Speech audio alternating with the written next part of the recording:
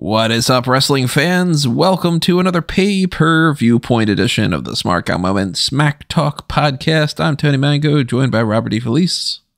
I'm sitting at the table, and I've got a wine glass filled with milk. I love Brutus Creed. Yeah, he had milk in there? I didn't notice that. Yeah, the Creeds had milk. I was trying to see what kind of pasta that they had, because they mentioned Big Ziti, I think, earlier. And I was like, man... Yeah, Big We're all into the dinner. First of all, NXT is a magical land where you can earn a title shot and get released. Yeah. You can earn a title shot straight up in the ring, and then you gotta go to dinner with the champions to earn the title shot. It's amazing. Which implies that this restaurant is very close to the NXT arena. We gotta make a map. There has to be a map. You got to do the diner, the fishing dock. Yeah, the fishing dock's got to be somewhere around there with all the dead bodies that underneath there. The Cuts Barbershop. The Cuts Barbershop. You've also got backstage that whole commissary kind of area, like that JC Jane and Thea Hale were at tonight.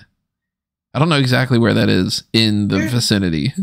There's a very the NXT production side of things, we crap on it a lot because a lot of the segments are crap.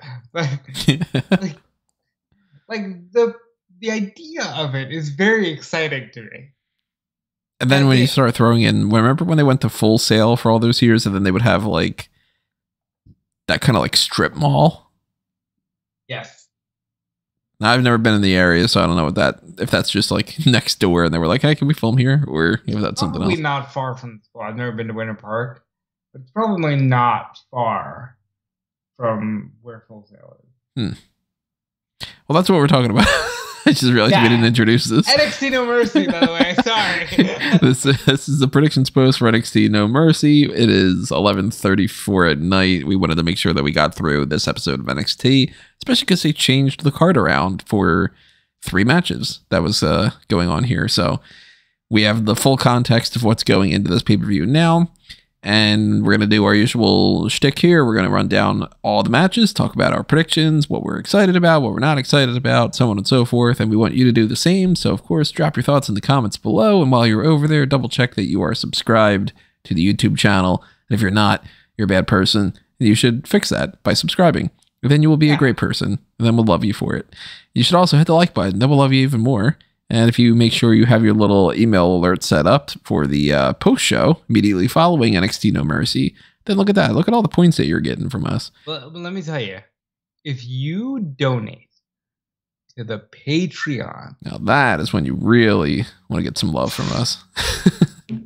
Listen, boys and girls, Tony's married, but I will give you all the love because I ain't got nothing. What are we talking about? This is what happens when we record in the middle of the night. Not in the middle of the night. I'm going to be up for another 8 hours. Here, let's be honest. We're vamping because we're likely going to get through the predictions part of this very quickly. I think so. Probably. I mean, I'm a little 50-50 about some of these, and some of them I'm not. So you will find out. Right now. No, obviously make sure that you are. It's going to be such a stupid podcast. I think I'm still in Darkcast mode from earlier. That's why. Also, if you are, kind of into the Patreon idea, but you actually don't like Patreon for some reason, but you want to stick over on the YouTube side of things, you have the channel membership. So click on that join button or just keep donating through the thanks button. Obviously, if you are on the live chat during the post show, you got the super chat as an option. Also, Redbubble and TeePublic, where you can pick up merchandise. It's one of those other things that you can help us out with. So, NXT No Mercy. Very glad that the No Mercy pay-per-view name is back. Yep. I think the logo's perfectly fine. It's generic enough and all. And the card itself, not a bad card. It's a really good card in some ways. A really questionable card in other ways. And I think Honestly, 2 of these matches could end up being some of the best NXT matches all year. Which ones of those off the top of your head? Specifically the Becky Lynch Tiffany Stratton match and the Carmelo Hayes Ilja Dragunov match. You couldn't help yourself. I can't. You just couldn't do it. No, I mean at this point it's just baked into me. Like even when I'm typing it out, it kind of pops in my head. Yeah, it doesn't when I'm typing it out. Which is a problem. One of the best names to say, along with Yuka Sakazaki and Ian Riccaboni, is another one of my favorite ones to say. Ian Riccaboni is a great name. Also, as far as moves go, Juji Gatami is up there. Great move name. Is that a Sheeta move? So let's start talking about 6 matches. 6 matches? Yeah, 6 matches. I don't know why I said it like that. How many matches, Tony? 8.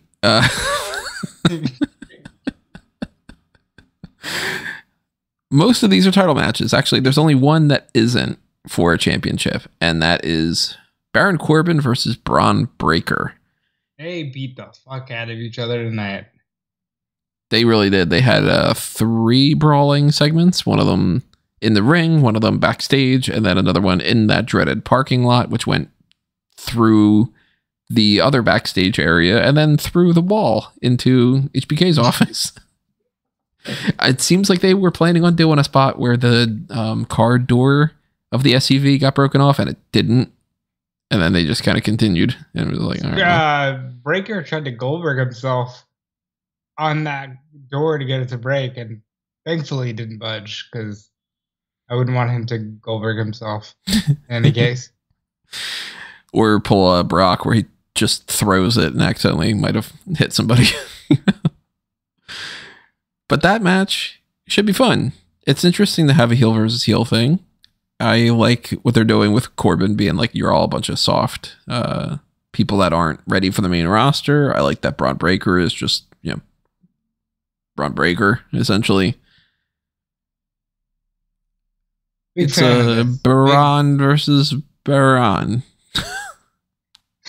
What is going on with you? Yeah. Big fan of this. Big fan of Bron. Big fan of Baron. I mean, what can you say? I like this. I don't know why they closed out the show when there's a whole bunch of matches with a lot more importance. I'm assuming because they realized that the contract signing's pretty fucking lame. Yeah, and I guess they had to go through a wall, so you're going to need time to repatch that wall. I think Baron should win. Look, I know we're like, oh, well, you got to put over the young guy. Yeah, I think Bron's fine. And Corbin should win, and I think Corbin should continue on with his character. I like that he's just in regular gear now. I love everything about the Corbin presentation since he's done this. And I hope that it leads to a title reign of some kind. See, I kind of want Corbin to win and be the next challenger for Carmelo Hayes. Not to spoil how I think that that's going to go. But I could see them going in that direction even if he loses. Where it's just sort of like Breakker wins and then cue some segment in the next couple weeks where Corbin's like, hey, Bron Breakker proved himself a tough guy to me, but you haven't, champ. You know, like they could play around with that a little bit. Haven't Hayes beat him? Did he? I don't remember. Didn't Hayes send him on this crisis of character?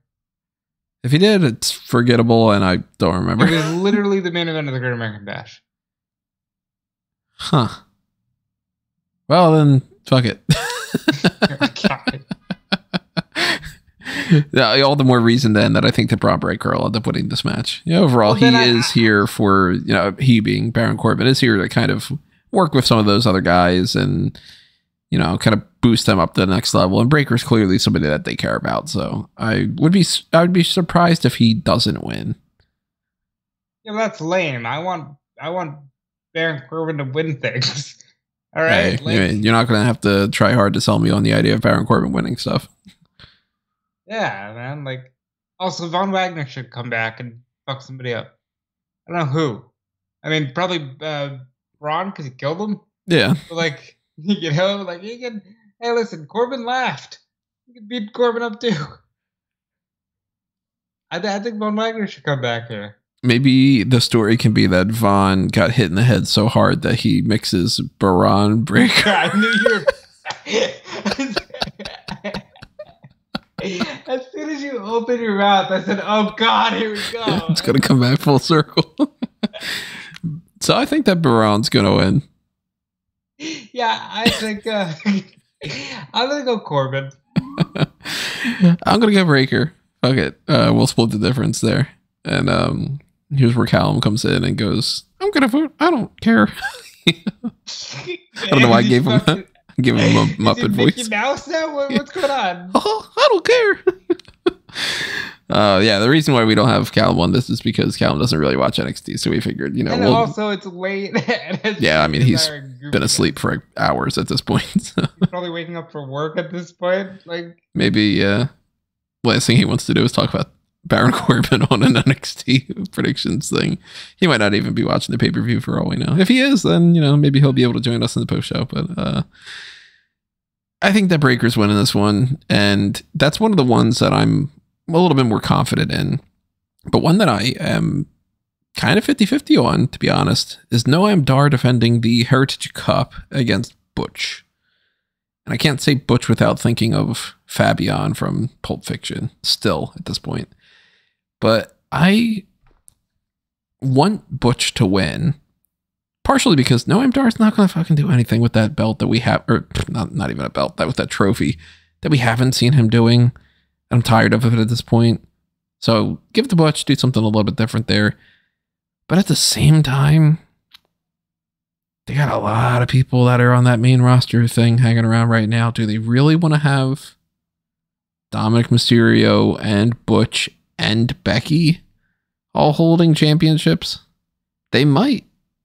It might be specifically their plan is just, yeah, you know what? We need that boost. If not, then we might be in a position where maybe you shouldn't have the NXT championships all on main roster people. But I want Butch to win at least. You say you're 50-50. I am also 50-50. Half of me thinks Butch is going to win. The other half of me thinks Pete Dunne is going to win. Because I don't see any fucking benefit to him losing. Noam Dar, people forget this, is a guy who has been all over this company. He was on Raw like 7 years ago. He's been in the company a lot longer than a lot of people realize it. Yeah. Yeah, he's been around. You're not really losing the first of all, not a knock on Dar. I love the metaphor. I think they're the funnest thing on the show. But it's Butch and it's Pete, and like he's doing things. I'd rather him do things. We just did a tier list where it was like arguing for him to be higher because he's like he should do things, and this is a chance to do that. So I think he should win. But do you think he will? Difference between will and should. I do, unless they're just like, well, we can't have. I think that's the you. Like you're thinking he might win, except if they had this idea of we need that boost. I'm thinking he's definitely going to win unless they just go, we can't put them all on main roster people. See, one other thing that makes me kind of go, why not just give it to Butch? Who else would feud with Noam Dar that anybody would give a shit about right now? Because they could technically still just have like, all right, Axiom's trying to get the fucking Heritage Cup, and Tyler Bates trying to get it again, and Nathan Fraser wants another title shot, but it's like, any of that fucking matter? We've seen it. We've seen it for weeks, months. There's nobody that they're setting up right now who could, in my mind, be the next challenger for Dar, where it's like, well, you know, the reason why they're not going to go with Butch is because they really have been setting up Duke Hudson, or this is totally Mark Coffey's to win, or, you know, say, Brian Pillman. Like, if Brian Pillman Jr. comes in, would they really have him going after the Heritage Cup? I don't think so. You know, it wouldn't make a lot of sense. Like, he's more of just wrestle a bunch of matches and then eventually North American title. The only person I can see making a claim for it would be Dempsey, but he's not there. And he's also a heel, so he would strike me more as the type that who could beat Butch, and that they would need to put it on Butch at least for a little bit in the meantime. Yeah, I mean, the more we talk about this, the more I'm just like, okay, so the answer is Butch. That's what I want. That's what I'm leaning towards, is that Butch is going to win this, because it does kind of feel like maybe they set up a tournament with the idea in mind of like putting Butch over. And look at the difference between the way that Butch came out of this tournament versus the way that they booked Akira Tozawa. I mean, Tozawa was obviously an enhancement talent, but they specifically brought him into this tournament and immediately had him just like lose everything. Whereas Butch was brought in here, he won the fucking tournament. Well, what are you saying? Are you saying that Akira Tozawa doesn't feel like a star to you? He shows up backstage and turns away from people and walks in the opposite direction. I've liked Tozawa since he first popped up at the Cruiserweight Classic, and I still think that it's a shame that they never really did anything much with him, because he's only won the Cruiserweight title once, right? Mm-hmm. And I mean, he was funny doing even shit like when he was doing the Vince McMahon "you're fired" thing, you know? Let me explain something to you. Now that you mention it, Akira Tozawa is a perfect example of having a sense of humor will keep you employed for a while. But it might end up killing your career as well. I mean, sure, but you're getting a good paycheck. Yeah. Because he's still there, probably solely because he's funny. Yeah. And he makes everything work. Yeah, because look at all the people. You know what? Let's go down this fucking rabbit hole, because now this is interesting to me. Cruiserweight Classic. How many people got signed? How many people are still around? Let's see. Alternates. Aaron Solo. That's a good way to start. Never got signed. Jobber in AEW for his entire career. Jesse Sorensen didn't get anywhere with that. Jesus Yurnay, I don't even know who that is. Kai Katana, don't know who that is. Vandal Ortegon, don't know who that is. Zumbi, I don't know who that is. Who got replaced by Mustafa Ali? Ah, that's interesting. I guess that guy's probably like, fuck. So there's Tozawa, there's Alejandro Saiz. I think that they had signed him for a short time frame. Anthony Bennett, Arya Davari, Brian Kendrick, Cedric Alexander, Clement Petois, Damac. I remember hearing that guy's name. Damian Slater, Drew Gulak, obviously one of the better ones. Fabian Eichner, good old Giovanni Vinci, Grand Metalik, Bollywood Boys. What was that? That's how they used to introduce him. I always thought it was funny. It was Grand Metalik. Your absolute favorite, Ho Ho Loon. Yeah, let's go.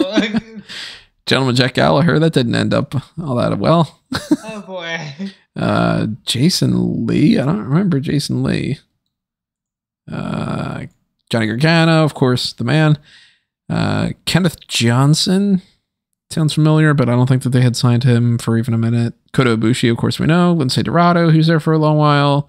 Mustafa Ali, Noam Dar. Raul Mendoza, still sticking around. Rich Swann. Yeah, he ended up doing some good stuff in Impact. Sean Maluda. Still surprised that they never had signed him to any of these companies, and now it's been long enough that it's like, all right, well, there goes Sean Maluda. Sean Maluda.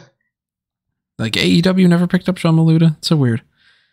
TJP, we know where he is. Tajiri, of course we know what Jerry's career was all about. Tommaso Ciampa, next person to lose to Gunther, and Tony Nese, Tyson Dukes, and Zack Sabre Jr. Yeah, there's a good group of people. Half of them are. Everybody loved that fucking tournament. Like, listen to the names you just said. Yeah, half of them are really fucking good, and then a third of them are like, yeah, I mean, they weren't bad, and then a third of the other ones are, who the fuck's this guy? But all that to say, hey, look, Tozawa. Sense of humor. And all the Tozawa thing to go back to say that Butch is going to win. So if you're wondering why Clement Petois is being talked about, it's because we think Butch is going to win the Heritage Cup that's not in NXT UK anymore. That's wild how a couple of years changes things, right? This is 2017, I think, is when this tournament was. 2016. September, now it's June 2016. Yeah. Man, so much fucking time goes by. So I'm about like 50-50, but I'm leaning a little bit more towards Butch. I'm also very 50-50 about the North American title match, which we know is not what it was supposed to be. This whole setup is something that I really wish that we could just get, like, somebody on a podcast could just explain this. Because there's so many stories over all these years that are like, oh man, I really wish that somebody could talk about like what happened during the pandemic. And I really wish that this. No, this is just another one of those things that's going to get lost in the shuffle because they were setting up this Mustafa Ali North American title thing for like 4 months or something. Like, this has been going on for a while. And they kept avoiding it. In one way or another, it was like, all right, well, Wesley, he's got a match with Tyler Bate instead of Mustafa Ali, and then Mustafa Ali doesn't have a number one contenders match in a singles match, so that's going to whatever. Dragon Lee's in there, and then Dominik Mysterio gets randomly thrown in, and then, we're going to come back around to Dominik Mysterio versus Mustafa Ali, and the week that that's supposed to happen, he leaves the company. So what's interesting with Raw is they had this Dragon Lee match with Dominik Mysterio, and they very easily could have just had Dragon Lee win the title there, or they could have done something to set up that Dragon Lee gets another match, or they could have not had the match, like Mysterio attacks Dragon Lee backstage, and it's like, the match was called off, and then, but you know what? He's going to have the match on No Mercy, haha, that kind of thing. Instead, Dom beats Dragon Lee, and they set up a triple threat match on NXT between Dragon Lee again and Tyler Bate and Axiom. And then Trick Williams, who beats Joe Gacy earlier in the night, gets reinserted into that to make it a fatal four-way, and Trick Williams wins. And then to make it even weirder, after the contract signing, Vic Joseph's like, oh, and by the way, special guest referee for the match is Dragon Lee. Hold on. You skipped a step. So, Trick Williams beats Joe Gacy. He's like, hey, Melo's got a belt. I gotta get a belt. Which, okay, makes sense. Right then I knew, okay, he's winning the North American title shot. All right. Then Dominik Mysterio is cutting a promo to Trick Williams about, I'm the guy who runs NXT. And Dragon Lee just comes up and punches him in the face. Mm-hmm. For no reason. He didn't cheat to beat him last night. He beat him clean. Right? Am I wrong? I honestly don't remember. You already don't remember, but he beat him clean. That's so stupid because I watched the match and I don't remember already. Match, and I'm pretty sure you sent me a message about how you beat him clean, so I guess they had no plan to do the match. And you even said, I guess they might just not do anything at all. Maybe within 24 hours, my brain was like, look, I got a defrag, man.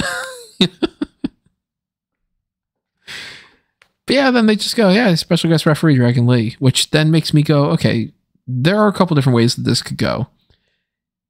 They put that belt on Dominik because they wanted that belt on Dominik.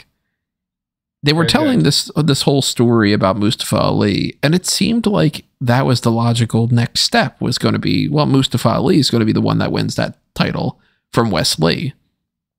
And then they sidetrack with this Dominik Mysterio thing.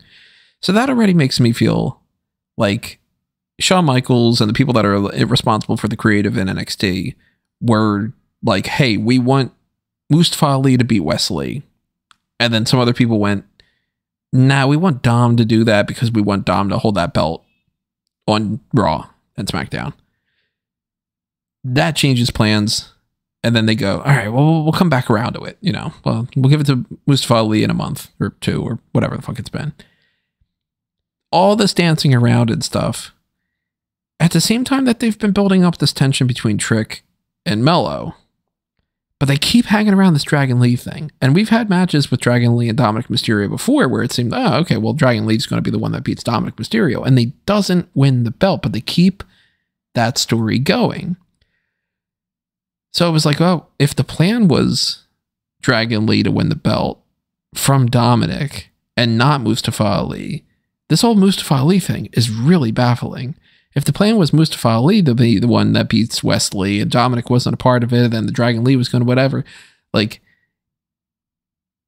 when Wesley was champion, were they planning on it being Dragon Lee, Dominik, Mustafa Ali, or fucking Trick Williams? Which one of these four people was their plan? Because I feel like it wasn't Trick, but at the same time, it could very easily be Trick is a champion and Melo's a champion, and then it becomes like, well, you know, now I'm going to be the A champion. Or it could be that Melo loses his belt, Trick's got a title, and then it becomes Melo's upset that Trick's got a title. Or it could be that Trick loses this match and becomes like, oh, now I got to go after Melo's title. But then fucking Dragon Lee's a special guest referee. He hates Dominik Mysterio, so it seems like he should screw over Dom. But why would he screw over Dom if he wants to win that fucking belt? You know what I mean? Hold on. So you're forgetting something. There is actual continuity that makes me think, oh, Dragon Lee was probably always going to be the special guest referee. Because that's how Ali won the title shot. Dominik was the special guest referee for Lee and Ali and fast counted when Dragon Lee was getting pinned. So I think that they're probably going to shoehorn that in anyway. You were thinking that maybe Dragon Lee was going to fast count Dominik out and Mustafa Ali was going to win that belt. No, he was going to fast count again, Ali out, and then go, okay, now you owe me. For Dominik? Like he's going to be pro Dominik? Not pro Dominik as much as I'm just making it clear I'm the only one that's going to beat you. Huh. Because it seems like his issue was both with Mustafa Ali and Dominik, but it was more like, I'm not a big fan of Mustafa Ali, but fuck you, Dominik, you know? And now he's got no issue with Trick. So that changes that dynamic up. Well, also, we didn't talk about this fun element. Sorry, I know we're scatterbrained. This story is scatterbrained. Trick literally fell into the wind. Did you already figure out the end of the match? I mean, he did just sort of fall, yeah. He literally fell into the wind. Like, Dragon Lee was it Dragon Lee to move to Axiom, and Trick throws Dragon Lee out the ring, clonks heads with Tyler Bate, it just falls on top of Axiom for pin.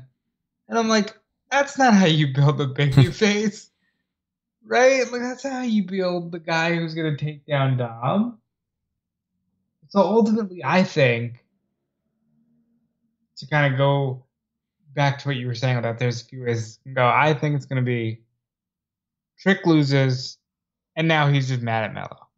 And he's mad at Melo because Melo, during the contract signing, openly said the words, I ain't Trick. Yeah, he was like to Dragunov, I'm not like any of the people that you've beaten before. I'm not like, et cetera, et cetera, et cetera. I'm not like Trick. And then he was like, oh, shit. Like, I shouldn't have said it like that.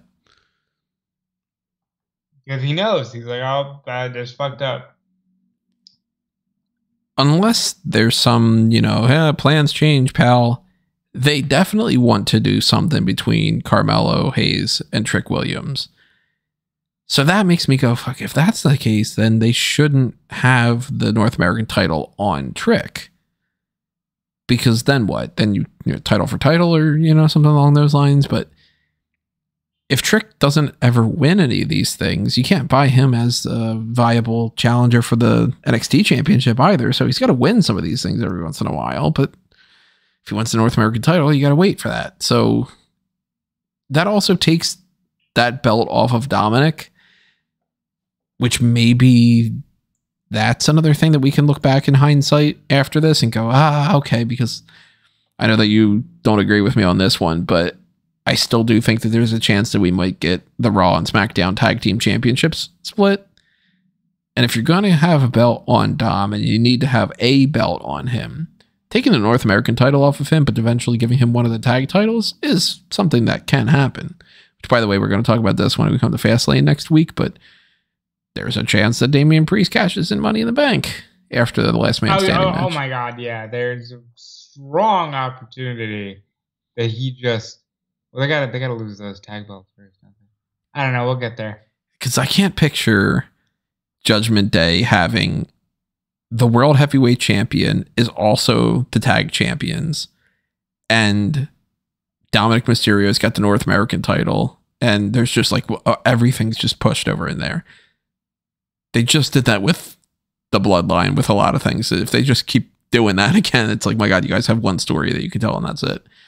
But I don't know. I mean, logic tells me Trick should win this match because Dragon Lee should screw Dominik, and Trick winning that belt makes him feel more like, yeah, I'm the man. But then it's like, well, Trick keeps losing these things overall, and maybe Dragon Lee gets taken out and he doesn't end up being the guest referee anymore. Like, maybe Trick, for instance, accidentally hits Dragon Lee with something, and then a new referee comes in and Dominik Mysterio can pin Trick. I am slightly leaning more towards Dominik retains. It's hard because it seems like a whole lot of nonsense for no good reason. You know? I mean, the Mustafa Ali thing just throws it all like crazy. That is true. I'm gonna go Dom retains. And I really feel like this is one of those things that we're going to look back on a week or so from now and just go, okay, so that's what they were doing. Yeah, then again, sure, you know, that far ahead. For all we know, this could be one of those things where 2.5 years from now we go, what the fuck was happening with that? Because there are certainly some things where it's just like, why did you put both the belts on Keith Lee and then had him lose so fast? You know, you got to get rid of one of those belts. By the way, we're going to have you also lose the other belt pretty soon. What? You know, I don't know why that was my go-to example, but Karrion Kross, an oddball of his career as well. And then Sanga derailing his push for sharing the photo on Snapchat. Was it Sanga or was it Veer? It was definitely Sanga. The pandemic was weird, man. Everything's weird.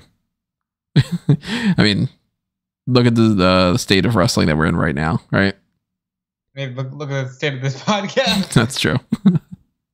Well, speaking of weird, we have a fatal four-way for the NXT tag team titles, which came about because Tony D and Stacks invited 3 of those teams to eat dinner.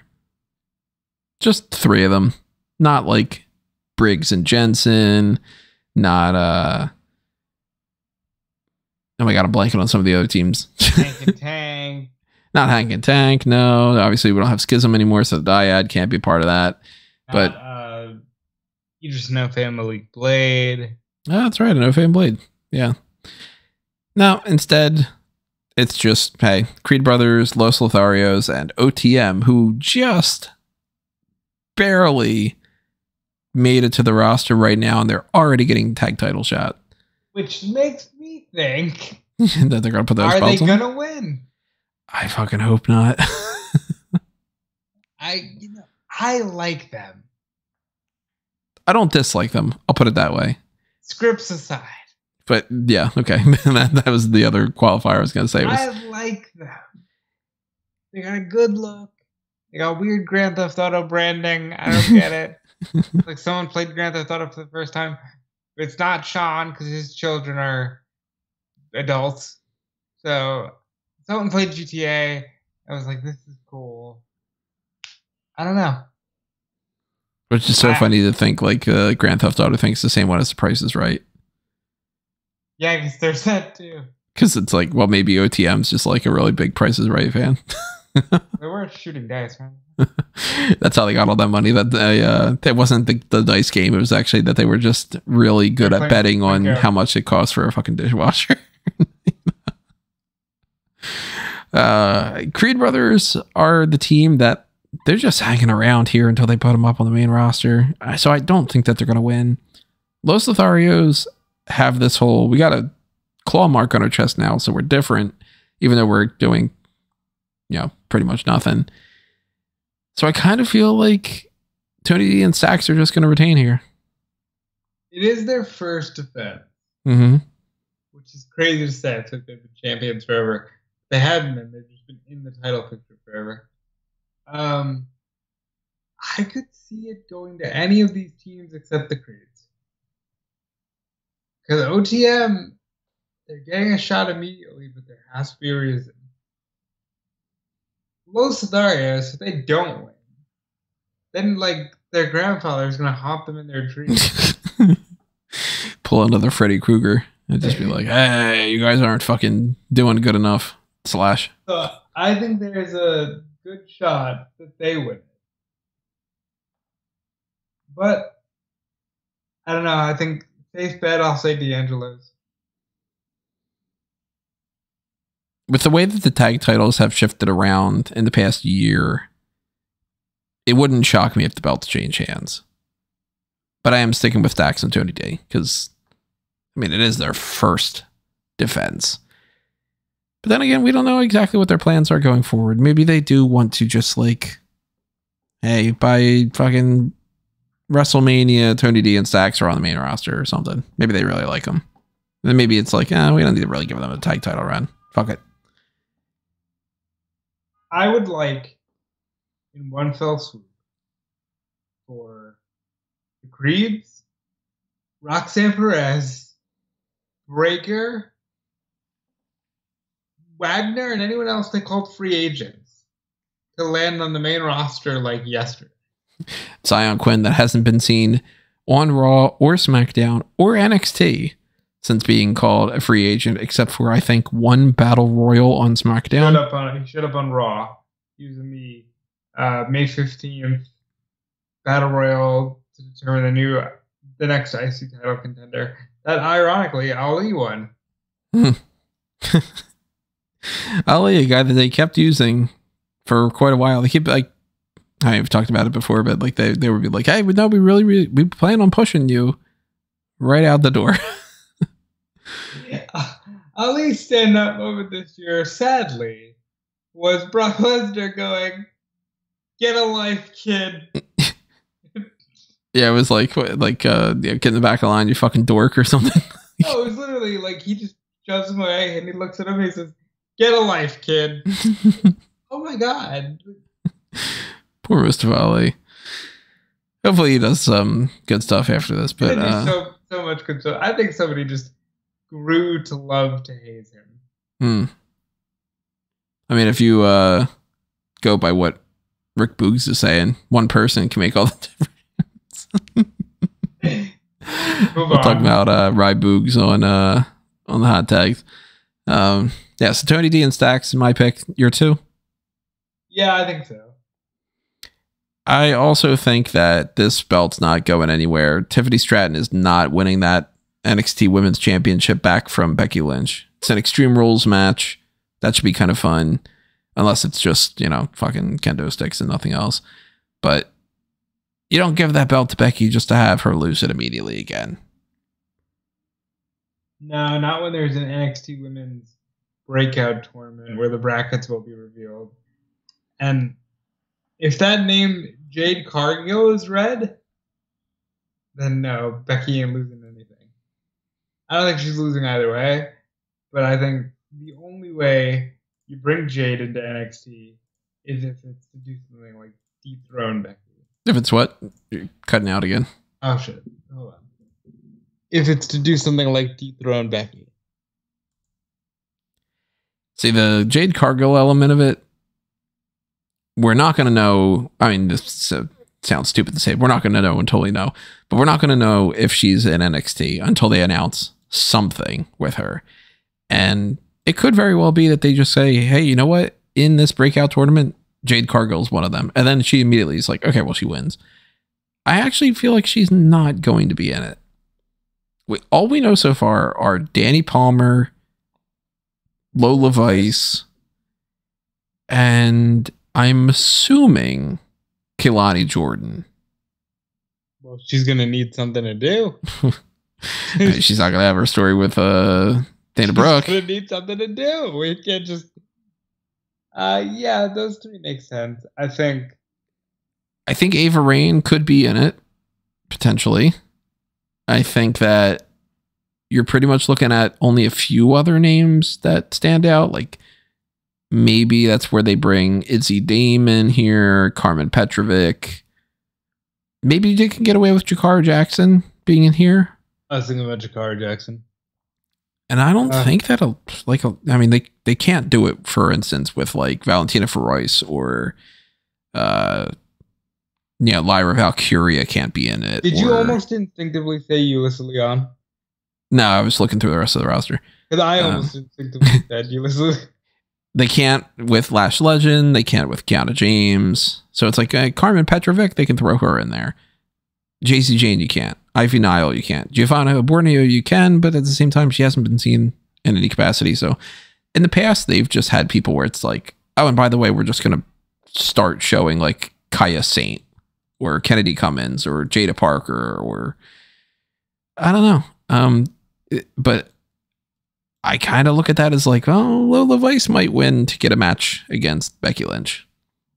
I definitely don't look at any of these names and go, so-and-so is going to win to fight Tiffany Stratton.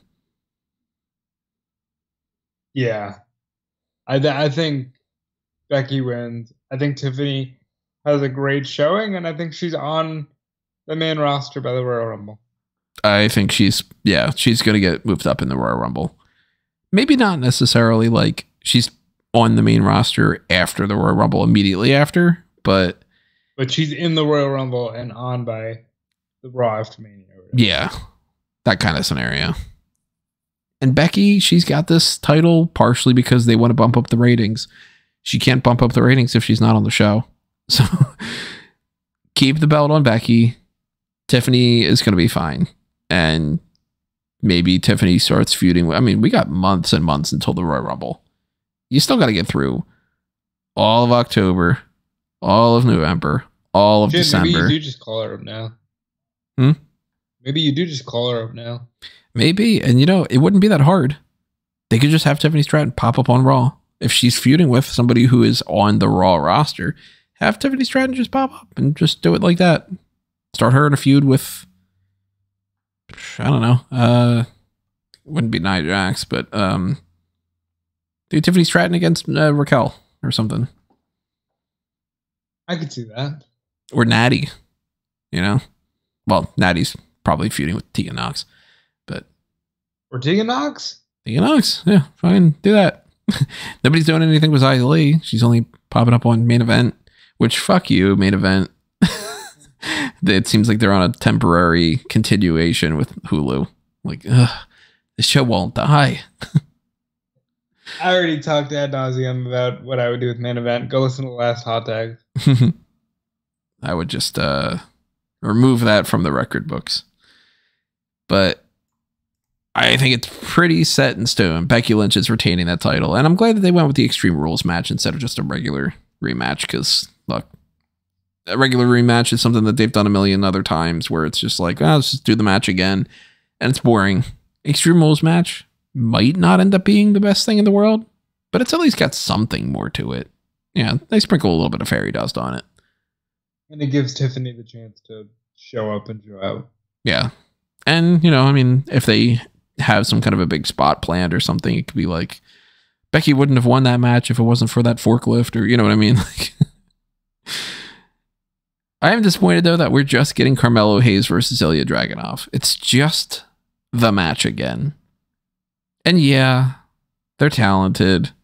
They're going to have a fun match. But I don't remember a damn thing about the previous one. I don't think I'm going to remember anything about this one either. It's probably just going to be a match. Hayes might lose the title, to be honest. There's an option there where Hayes loses, Trick Williams wins the North American title, and they end up telling that story. But I don't think it's happening. I think that Dragunov is in this position because they really like Dragunov, and they really liked that match with Hayes, and they really didn't have anything else in mind that they wanted to do. So they were like, why don't we just run that back again? People liked that match. We'll just tell the story of two guys good in ring, go fight again. And you know my criticism when it comes to that in AEW or Ring of Honor or whatever it might be of, yeah, two guys in ring, good, equal good match. Do I care? No. Let's put it this way. Unless they have the biggest, best fucking match of the year, I'm not going to remember it by the time we do the end of the year awards. Yeah, I agree. However, I do think it'll be the best match of the night. And I do think, I think that there's something to be said for maybe Dragunov wins. But then I think you've wasted the story. The Trick story or? No, the Mello story. And with the, I need to beat you. Otherwise, my name has an asterisk.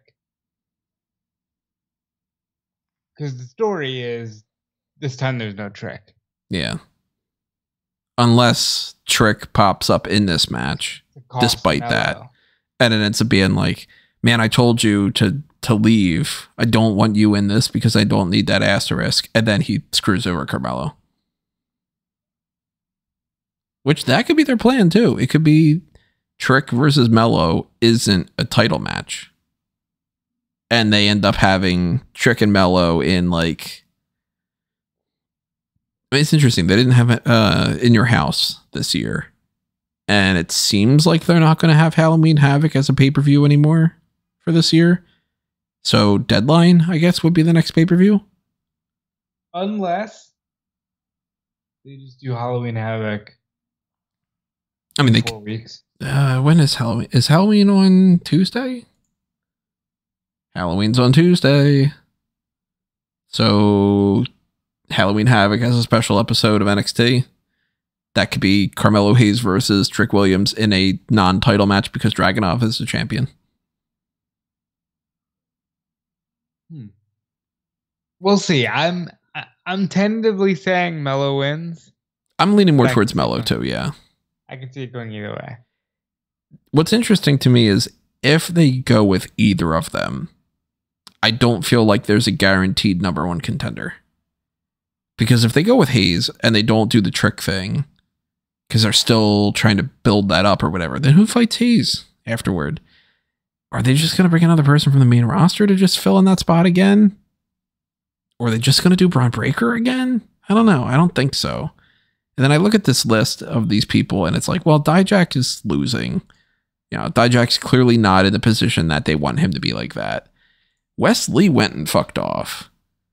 And it's really not worthwhile to be like, then Wes Lee comes back and he just gets another title shot again because fuck me, can't just keep having the same 4 people. But this goes back to what I was saying on the Darkcast, what I've been messaging you privately. There is this illusion that this roster is so deep. And I'm looking and I'm like, I don't see any depth. I see, a little puddle. And the roster ain't deep. There's some really talented people in the NXT right now. Yes, there's talent and there's promise and it's all great. But there's like, how many people are even on the male roster, for instance, out of this? It's like, let's see here. See what the number comes out to. There are 51 men on the roster right now. How many of them have actual experience? That's where you start getting into, that's 51 men if you count Davion Heights, Trey Bearhill, Tyreek Igwe, Tyson DuPont, Cale Dixon, Luca Crucifino, obviously Bronco Nima and Lucien Price, pretty new. A guy like Javier Bernal, who is funny, but he really isn't in a position to make a big splash. Guru Raj, who's been a jobber his entire career and he hasn't even wrestled for the past year. A guy like Dante Chen, who's been a jobber his whole time. Dijak, who's not being booked super well. Drew Gulak, who's just, a supporting manager type of guy. Separate when it comes to like Brutus Creed is being counted in there. The 3 members of Gallus, Andre Chase, Duke Hudson, all talented people. But I'm not anticipating that Andre Chase is going to get the next title shot against Carmelo Hayes. So who the fuck else is going to do it? And if you give it to Dragunov, who the fuck's going to challenge Dragunov? You already did Dragunov Breaker. You already did Dragunov Hayes. So obviously that would be something that you don't just run that back over and over and they trade belts over and over. Dragunov Gacy, I don't fucking care. Gacy's a loser at this point. He just keeps losing everything. You can't do Dragunov and Nathan Fraser and have that be something that's going to tear the house down. Boy, that's a hard-hitting home truth. Dragunov and Tyler Bate, is that really going to sell a pay-per-view? I hate to say it, but Tyler Bate doesn't seem like he's in that kind of position. So, boy, that's a big strong no. Maybe we get Boa in here, like Boa's on that list that I'm counting. So really out of this 51 people, there's like 7 guys that are really something. And unless they plan on Dragunov turning heel and then taking a guy like Von Wagner. That's what I was thinking. And having him be the next person that challenges like a heel Dragunov. I don't know. If you do a heel Dragunov, you've got the Wesley thing becomes marginally more interesting because it's not just running back the Mellow match. And then it's like, well, can Wesley be the babyface that beats heel Dragunov? But like Noam Dar isn't going to fight Carmelo Hayes. At least not for like, that deadline pay-per-view. And we're going to be building up to this for the next 4 months. And I highly doubt that they're going to just be like, yeah, we're going to put a lot into Miles Bourne and build him up over the next couple, So then I have to start looking into the main roster people and being like, well, who else do they potentially want to bring down to fight Carmelo Hayes? And that could realistically be anybody. Like they could just be like, hey, we're going to not downgrade, but like, we're going to take somebody like a Shinsuke Nakamura. And he's going to come and he's going to have a match with Carmelo Hayes. Yeah, that's immediately a pay-per-view. Carmelo Hayes versus Shinsuke Nakamura. Cool. Yeah, people are going to watch it. I don't think that that's happening. Yeah, I'd venture guess it's not happening either. Judgment Day's pretty stocked up. They're not going to be hanging around there. Apollo Crews just came back to the main roster. It'd be kind of stupid to bring him back over there. Bronson Reed's not somebody that I think that they're pushing in that way. I feel like NXT's in a spot right now where they might have some kind of a plan about what they want to do, but even that's getting thrown for a loop with the whole Mustafa Ali thing and all, because Mustafa Ali would have been a potential option for that too, Right now, I'm going to go with Hayes retains, but it wouldn't be crazy to me if Dragunov turns heel and he wins. The more we talk about it, the more I think maybe the smart move is just Dragunov. But who knows? I'm going to say Hayes. But I'm beginning to think the smart money is Dragunov. And it's funny that it's not even a matter of us being like, maybe Dragunov's going to win because of them telling a story that's like, ooh, now you got me thinking that Dragunov might win. It's more so us being like, what the fuck happened? Because healer babyface, he's got Wesley, Dragon Lee, another Lee. No, I saw a graphic earlier that was like the Lee family. It was Keith Lee, Dragon Lee, Wesley, AJ Lee.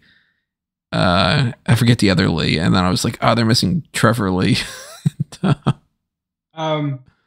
got Baron Corbin, you've got Brody Lee was the other one. So many people. I think There's more fresh matchups if you do Dragunov.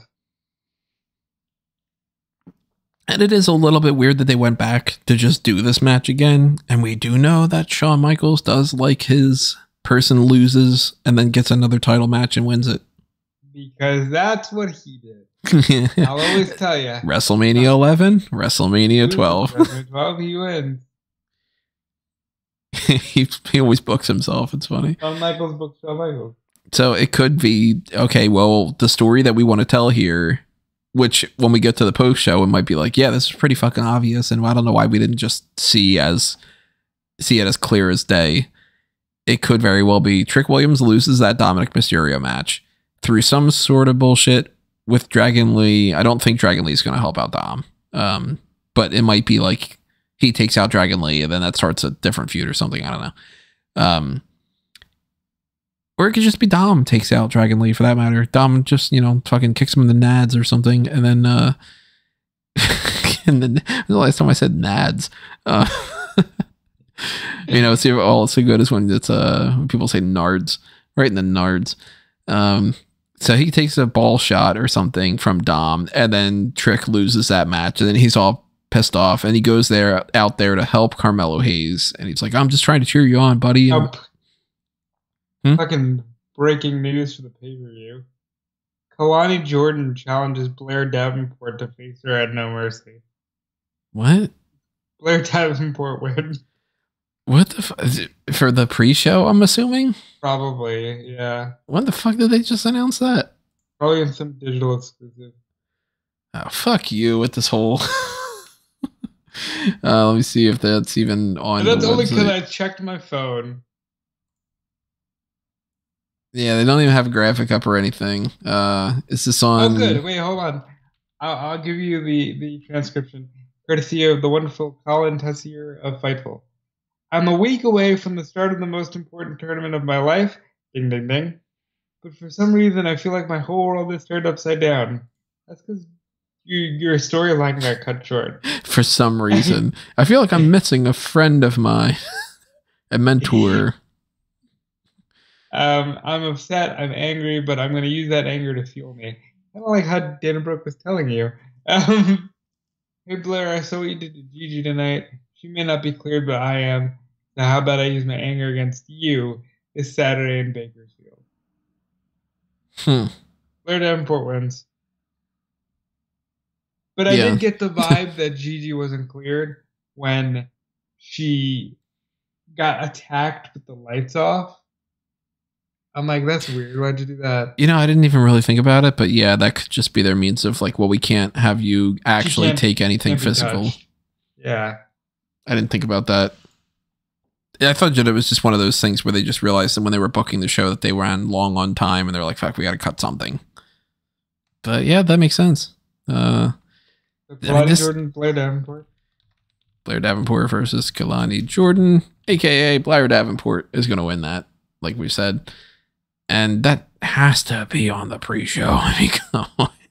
You're not going to take up time on the main card for that, I'm a week away from the tournament. I'm angry. I'm upset. I don't know why. It's almost like I had a direction and now I don't. So that's not the note that I was anticipating that we would end on, but it's worthwhile to mention because obviously it's on the card, and that's not going to change my opinion about the whole, like, oh man, well now the pay-per-views really got me. You know what I mean? I think it's a solid enough card. This is the lowest point by far, obviously. And I'm hoping that it's a pre-show match. I'm going to assume that that's going to be the case until they say otherwise, because they do have an hour pre-show for this. And that seems kind of extensive. They always do. They used to have a half hour. Yeah, but they used to have 30 minutes. Why do they have an hour? Huh. No idea. Because they got to get that Kelani Jordan match in here. But yeah. Real quick, NXT discussion. What do you think of Thea Hale? Oh, I love me some Thea Hale. You like the new look? As far as aesthetic goes, or just visuals, or... I mean, I know what you think aesthetically and visually. I mean, as far as the direction of a character. I think it's fun. it gets her to play around a little bit. And if they're not really loving the heel thing, then she could have like a big wake up call and be like, JC wasn't really my friend and it didn't feel natural. I was just pissed. But then if they want to keep her heel, she could just be like, yeah, no, fuck this. I like being the little it's so vixen Nickelodeon. type. It's so Nickelodeon. Oh, it so is. Yeah. So, I mean, that's what everything is in NXT. Look, it's all I'm Disney the Channel. Rocker girl now. How do we show that I'm a bad girl? I know, I'm gonna wear all black. And it's skin tight, and the boys are gonna want to look, but they know it's wrong. I laughed earlier today watching NXT because Booker's like, "Welcome to womanhood," and I was like, "Oh, that comes off so fucking creepy." Well, Booker T, in the same breath, then said, "You know, Miley Cyrus used to be Hannah Montana. Now she's the wrecking ball." Like Booker's what, like 55 or something? Booker T is what I aspire to be. He just bullshits his way through everything. It's amazing. You know how there's the drinking game for the Royal Rumble on the website and the Hall of Fame drinking game? If I wanted to put a drinking game up for NXT, it would be based off of Booker. And it would be like, take a shot or take a drink or whatever. Every time that he says, oh yeah. Oh yeah. Every time that he refers to Vic as Victor. Every time that he says, no bread, no water, just meat. Champagne wishes and caviar dreams. Hottie biscotti. It's about checks and championships. Vic, it's the checks and championships. Every time it seems like he doesn't exactly know who the person is that he's talking about. Now, that's that move I was telling you. I love Booker. No, Booker's 58. So 58-year-old Booker. 58 years old. Yeah. What the fuck? And at 19, I think year old Thea Hale. Just that whole like welcome to womanhood. I was like, oh no, this is the start of a video that's gonna have that particular intro that people overhear and they just turn around. Here's what's gross about that. Does that mean when Thea Hale was born, Booker had just made it to WWE in the Invasion? Yeah. Gross. That is gross. There was this stat I don't remember what it was off the top of my head, but it was something like Rollins was involved in something, and I guess it must have been Rollins winning the main event of Mania when he cashed in. I think it was that one where it was like, that's the first year that somebody left with the title that was born after Mania. Like after Mania 1. Dude, I Googled it. Thea Hale, I was too generous. Thea Hale was born on September 9th, 2003. That's right. Yeah, I guess that math checks out because that was 20 years ago. Yeah. Booker T was well beyond the Invasion. That's gross, man. Like, it always makes me feel awful when I go, okay, in context, where am I? And then I go, oh wait, she was born when I was, I guess, junior in high school, sophomore in high school. That's crazy. I feel old. Yeah, my back's been bothering me a lot today.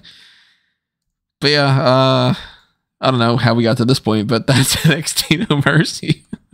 I mean, that's what you get when it's being you. Yeah, at 12:36 a.m. Obviously, let us know what you think is going to happen on this pay-per-view and why are you more excited about Blair Davenport versus Kelani Jordan than anything else. Make sure that you drop your thoughts in the comments below. Make sure that you're hitting the like button if you enjoy this. Also, of course, let us know if you like when we do these more casual and we're just sort of goofing around and shit, or if you like it better when we're more like, all right. When Callum's here and we're like, yes, that's a good plan. Yeah. Let us know which one you like. If you like one more, then, we'll head in that direction a little bit more. But NXT No Mercy is not the only pay-per-view that's happening this week. We've got AEW Wrestle Dream coming up the day after this. So both pay-per-views will have post-shows immediately following them. We will, of course, do the AEW Wrestle Dream predictions later on this week as well. We're going to tie that into the hot tags on Thursday. So we're going to talk about, a couple little things that we didn't already talk about on the Darkcast. And if you are not subscribed to the Darkcast here, you should be. And if you click on the one that we recorded earlier today, you're going to hear some of those hot tags and you're going to hear some other random discussion. You're going to hear us talk about the idea of TKO having new championships with WWE, talk about the whole rumors of the the Stephanie McMahon and Triple H, quote unquote, separation and divorce, according to Slice Wrestling, and a couple other things. We kind of tried to have a little bit more fun on the Darkcasts and stuff. So at least when it comes to NXT No Mercy, if anything changes in the meantime, we will address it on the hot tags and Wrestle Dream Combo Edition. If not, well, then we're going to see how this rolls along on Saturday. So follow the live coverage on smarkoutmoment.com. Check out what I put up with EWN. Check us out for the post show immediately following NXT No Mercy. And make sure you are also clicking around on fanboysanonymous.com. If you don't know what it is, buy now. Or if you're brand new to it, ask me. I'll tell you more information. But it's pretty simple. It's the other website that I do. And, of course, check out the link tree where you can find the links to Fanboys and Smark Out Moment and everything else that's out there. So if you want to see all the list of all the movies that I've ever seen that I can remember, because I'm sure that there's many other movies that I don't remember, and I'm like, every once in a while I just go, oh, fuck, that's right. I saw, Zapped. Or like, oh, yeah, I remember now that I saw Summer School or whatever, back in fucking Comedy Central in 1990 something or whatever. Go on my Letterboxd. If you want to follow me on my Facebook and Twitter, they're at Tony Mango. Make sure you're following Rob. Follow me everywhere at Dude Felice. That's Twitter, that's Instagram, that's Twitch, that's a lot of things. Not dudefelice.com yet. It will be. Forever coming eventually. Soon. Forever coming soon. Yeah, I had a really good time chatting up with Tony. I'm a bit tired, so I'm gonna go to sleep now. I'm envious. I'm going to write up 2 articles and then work some more. I like you. You know what might help you, Tony? No bread, no water, just me. Oh yeah. After the conversation we just had, that loses its context even more. Well, tell us what meat you're eating. Couldn't even get it out. I started laughing as soon as I started thinking about it. Hey-o. And we will see you next time, everybody. This has been another Smark Out moment, and we're being counted out.